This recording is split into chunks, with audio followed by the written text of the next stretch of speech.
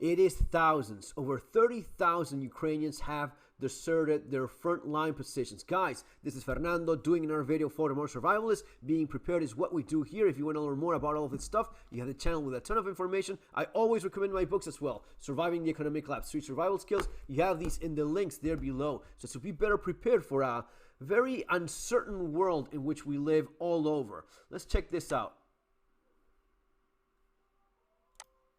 Ukraine is struggling to fill its ranks on the Eastern Front line, in part because of a sharp increase in the number of desertions, more than 30,000 this year alone. This has prompted the government to decriminalise the offence for first-time offenders, allowing them to avoid a jail term if they return to duty. DW's Nimisha Jaswal. So this is not exclusive to Ukraine, and this is something that's being used very often in propaganda against Ukraine, which is, oh, you're forced to fight.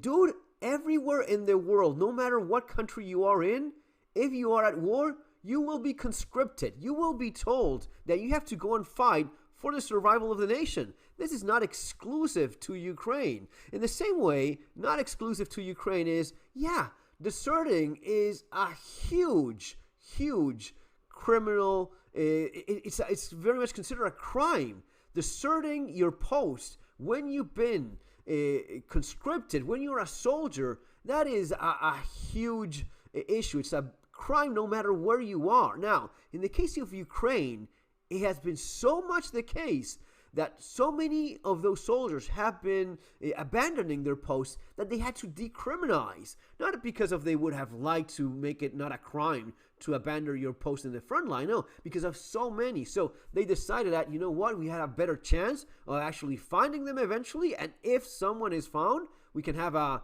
conversation of, dude, you have to go back, or you will be thrown in a cell, and they go back, right? Sometimes it's personal stories of problems with their families, with their wives, with their kids, just mental stress. So it is a very complex topic. Let's listen a little bit more.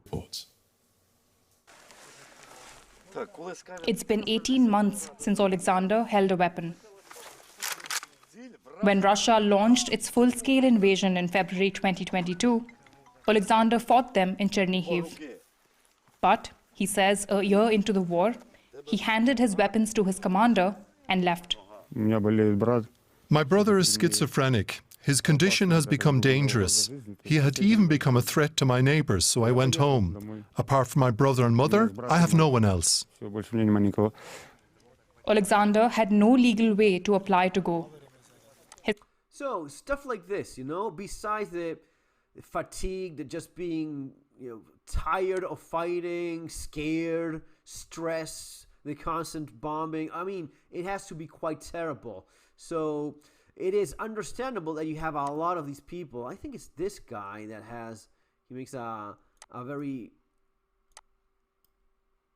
clear point about him. Yeah, he just had to go back because of whatever. And then when he was, then when he was told to go back, he just went back. But you have lots of stories like these. This is fairly common. Do it over here. You got, yeah, it's kind of working a little bit slow. Kramatorsk, struggling with chronic back pain. Then he heard his wife wanted a divorce, and he walked away from his unit. For a year, he stayed in a church and worked odd jobs. He didn't tell his mother that he had deserted. When the police stopped and arrested him, he did not resist. I'm not a robber, not a bandit, not a murderer. Now I will go to fight. To be honest, I have no regrets. I lived a little, and now my one wish is to see my mother and sister. Look at this guy. How old is this dude? You know? Yeah, he will go and fight. Guys, this is the terrible thing about war. The terrible thing about sending men to do these things, and you don't have much of an option. It's about surviving as a nation. If there's not people fighting, you just give up, right? Especially, I mean, you're fighting Russia. It's not like, oh, it's a little conflict, a little skirmish here and there. No. It is a serious, large-scale invasion that you're trying to keep from happening.